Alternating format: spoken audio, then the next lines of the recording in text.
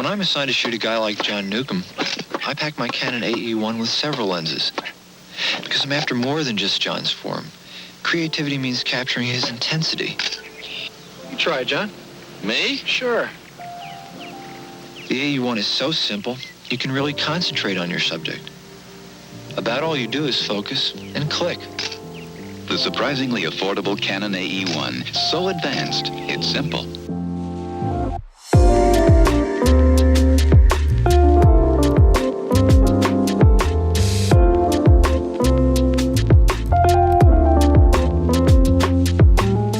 So it's been just over 5 years now since I first fell into the pit that is film photography, and about a month into starting it, I reviewed the Canon AE-1 because, well, I knew it'd get views. The problem with this is I was literally a month into shooting film for the first time, and I had this camera for maybe 2 weeks before I decided to review it. So today, half a decade later, I know I'm old, I'm gonna just revisit that video, seeing if, some of the points I made back then still hold up today, and giving you some up-to-date thoughts.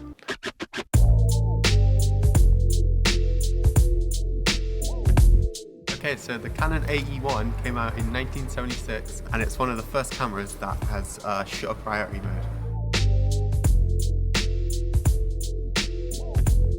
Okay, so at first glance you can tell it looks pretty cool, and I actually picked it up for about 30 quid, so it's relatively cheap. Okay, yeah, so it does look pretty cool, and I've always said this about this camera, is that people would rather have, the AE-1 over a much newer Canon film camera simply because it's pretty.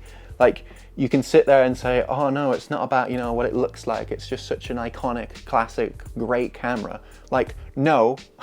The film cameras Canon made in the decades following the release of this camera are obviously much more advanced and have better features, and often are cheaper than these types of cameras. But nobody wants them because they don't have that analog look to them. Speaking of price, I said that this is a pretty cheap camera, but nowadays that's not the case at all. It sells for about £100 to £200 online. Now back then I got it for £30 in a charity shop, which was a pretty good deal then as well. It was going for just under £100, I'd say, online. Okay, so because the camera has auto exposure, it makes it really easy to use. So you just set your shutter speed, set your ASA, and you just take a photo very easily.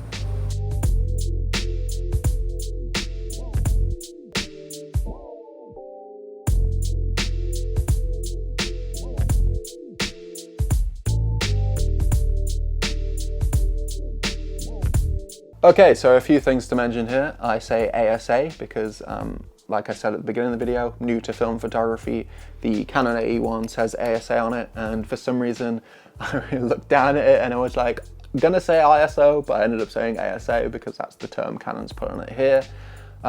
Next, you can see that I kind of just randomly waste a shot whilst talking. Make sure to keep an eye out because I do this quite a lot throughout this review, which should tell you that I'm not actually taking photos. Like, there's no film in the camera. Every time I go to take a picture, I'm just pretending, and it's pretty obvious now that I've pointed it out. Okay, so the camera might look good and all, but it's actually made out of plastic, which means it can break pretty easily. A major problem in the camera is the battery door seems to always break off. I've had no problems with this, but I haven't been using it for many years, like other people have.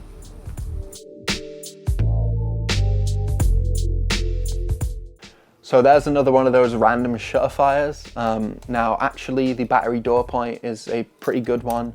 Whilst my battery door is still hanging on, it has broken a little because it is made out of a cheaper plastic. The downside to the camera is that it needs the battery to work, so the shutter won't fire and it just won't take photos unless you have that battery. Now, battery-wise, like I said, I've had this camera for over 5 years now and had to replace the battery in it 3, maybe 4 times, which really isn't bad.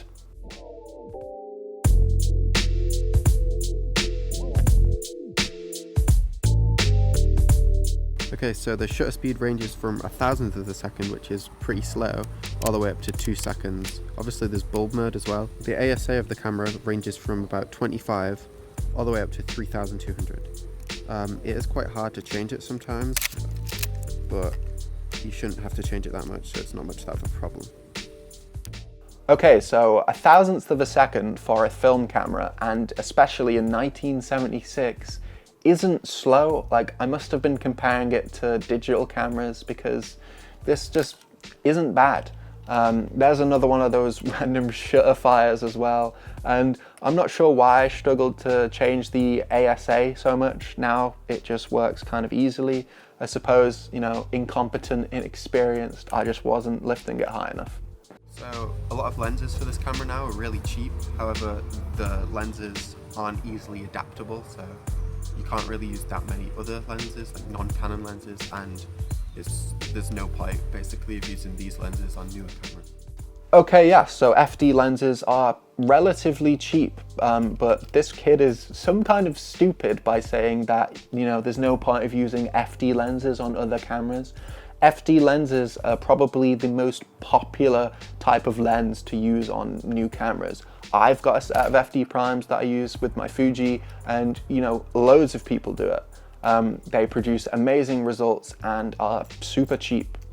The camera is very easy to focus and the photos are very sharp.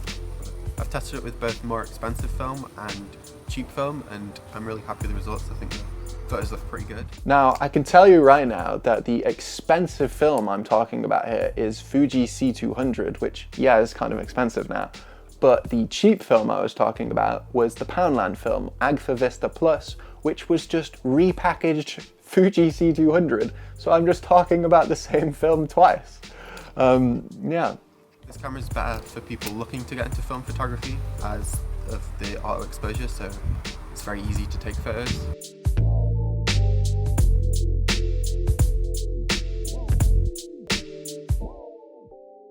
Overall, I think it's a very nice camera, and I definitely recommend it if you're wanting to get into film photography. Thanks for watching Authentic Aesthetic. God, it's like I'm rubbing it in your face that I'm firing off all these shots. Like, I don't understand my thought process back then. Like, oh, I'll pretend to take some photos, but then keep wasting them throughout the review instead of like showing you real photos. So overall, would I recommend this camera to a beginner? I guess. It's a camera that I've never been able to replace. Like, I've had countless SLRs over the years, and I feel like I always end up coming back to the AE-1. It is a little pricey for a beginner camera, but if you really want it, which you probably do because you're here watching this video, just buy it. You know, it's held up perfectly over the last 5 years, which you'd hope it would, considering, you know, it's lasted from the 70s anyway. There are cheaper film cameras out there, but if you want, you know, an iconic film camera that's, you know, never gonna let you down and feel as analog as it gets, then the Canon AE-1 is for you. Thanks for watching. I hope that my terrible mustache deters anyone from leaving like thirsty comments like they did on the original video. Yeah, make sure to subscribe. I always forget to tell people that, although I'm pretty sure if I tell you to subscribe, why would that make you subscribe? Like, surely you've already decided if you want to subscribe or not. I don't get why everyone does that. But you've probably already clicked off the video, haven't you? Okay, bye.